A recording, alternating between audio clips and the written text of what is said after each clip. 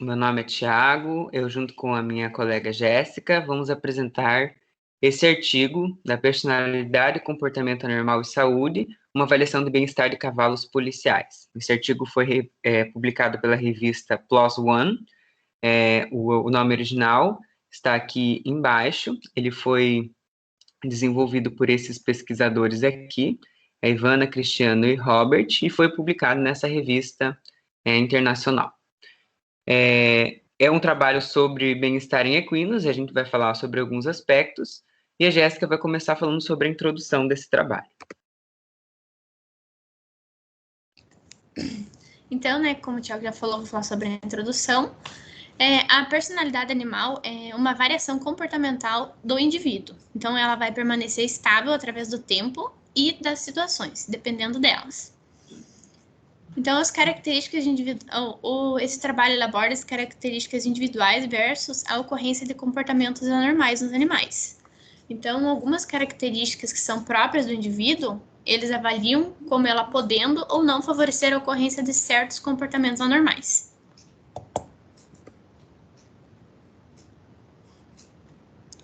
Então, a personalidade do animal pode ser avaliada por meio de observações comportamentais.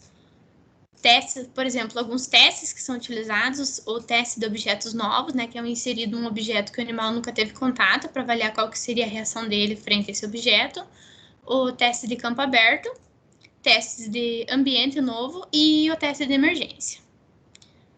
A partir disso, um observador humano também poderá elaborar um questionário que vai conter características que são pré-definidas para avaliar o animal. Geralmente, esse observador humano é alguém que já tenha contato com os animais e alguém que já esteja familiarizado com esse assunto.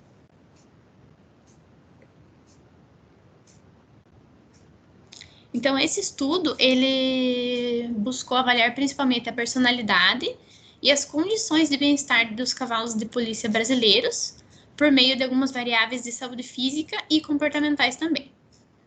Então, por meio disso, eles investigaram se a personalidade individual dos animais, ela pré-determina a expressão de comportamentos anormais e incidência de algumas enfermidades. Por exemplo, um animal que seja mais calmo tem mais chance de desenvolver algum tipo de enfermidade.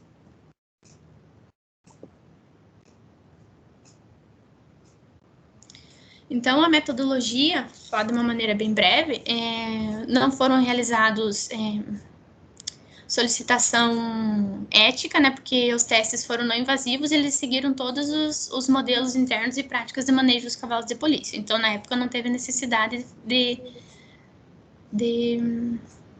regulamento ético. Então, foram utilizados 46 cavalos, né, 20 machos castrados e 26 fêmeas.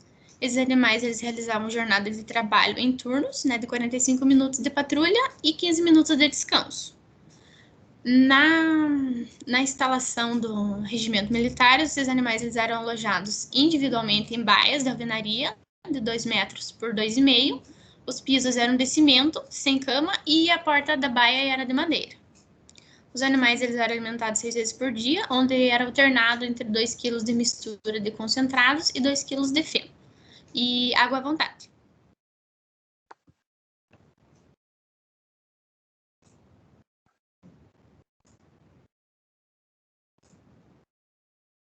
Então, para a coleta de dados sobre esse estudo, foram utilizadas 4 etapas e todas essas etapas eram realizadas com os equinos fora de serviço. Então, no teste de alimentação simulada, os animais eles recebiam uma restrição qualitativa e realizada em 3 sessões de 6 minutos. Então, nesse teste, os animais ou eles recebiam uma guloseima ou eles não recebiam. O questionário de personalidade, né, também foi entregue para os tratadores e para os veterinários que acompanhavam esses animais, um total de 18 características que já tinham sido adaptadas de outros estudos realizados. E o teste do objeto desconhecido, que era onde eles colocavam um objeto estranho, né, que o animal nunca tinha tido contato, dentro de uma cesta metálica que era colocada na porta da baia.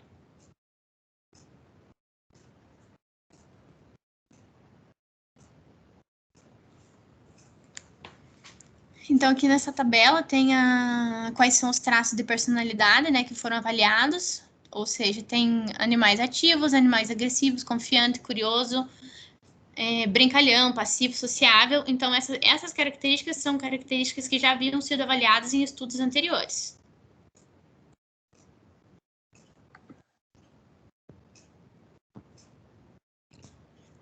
Esse aqui foi o etograma, né, que foi desenvolvido também em estudos anteriores, que foi o que eles utilizaram para avaliação do comportamento do animal frente ao objeto novo que foi introduzido na baia.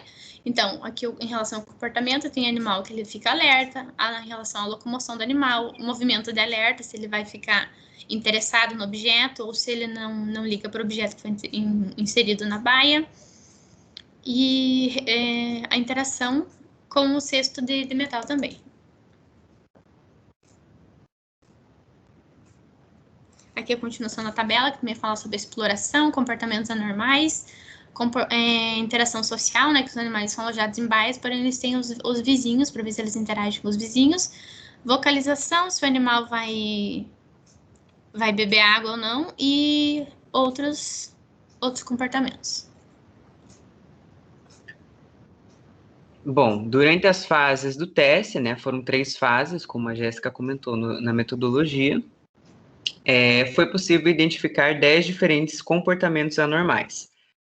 Os 10 eram a balançar a cabeça, o bater dos lábios, brincar com a língua, lamber, morder a porta da baia, chutar, coicear ou dar um manotaço, né, que são comportamentos também que indicam estresse, cavar, pisar, torcer os lábios e a tecelagem, que é um comportamento semelhante ao de balançar da cabeça dos elefantes ou comportamentos de movimentos repetitivos, como é observado em outras espécies animais.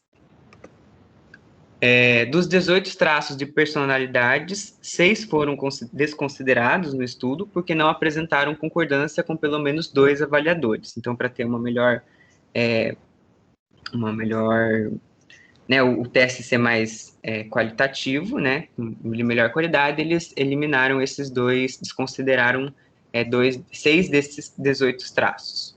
E apenas nas avaliações clínicas, né, apenas 12 cavalos dos 46 indivíduos, eles não tinham nenhum registro veterinário de doença, porque um outro parâmetro também foi a presença ou não das doenças. E as duas principais eram os casos de cólica e os casos de claudicação. Dos 156 prontuários veterinários que foram analisados, 131 foram casos de cólica e 25 foram casos de claudicação.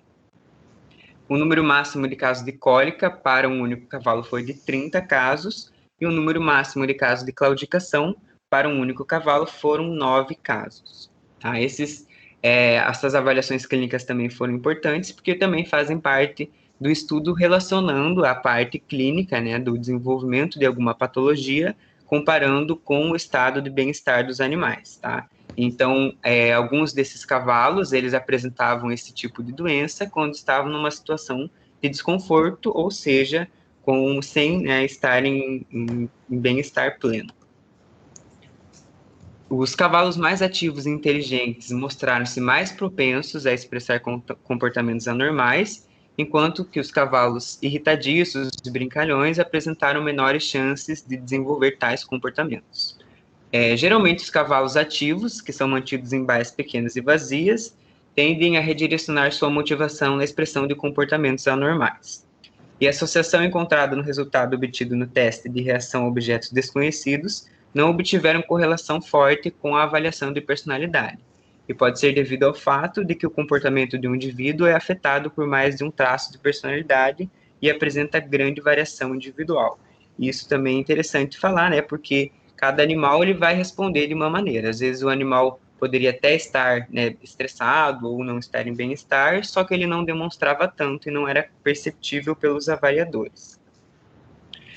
Concluímos, então, que nesse estudo os cavalos mais inteligentes, curiosos e brincalhões foram os cavalos mais suscetíveis para expressar comportamentos anormais e desenvolver claudicação.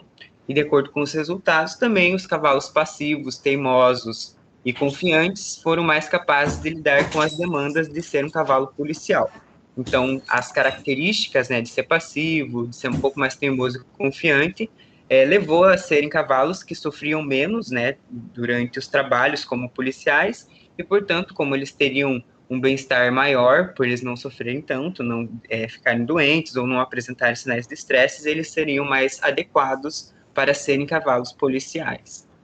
A classificação dos cavalos de acordo com a sua personalidade pode ajudar na escolha dos indivíduos mais adequados para o patrulhamento, como foi comentado, aumentando assim o bem-estar do animal. Então a gente já seleciona o animal antes dele ser contratado, vamos dizer assim, pela polícia, a gente já seleciona os animais que têm os comportamentos mais propícios para ele se tornar um cavalo policial, e esse indivíduo vai ter menos problemas de bem-estar, de estresse e problemas sanitários durante a sua jornada ali de trabalho como um cavalo policial.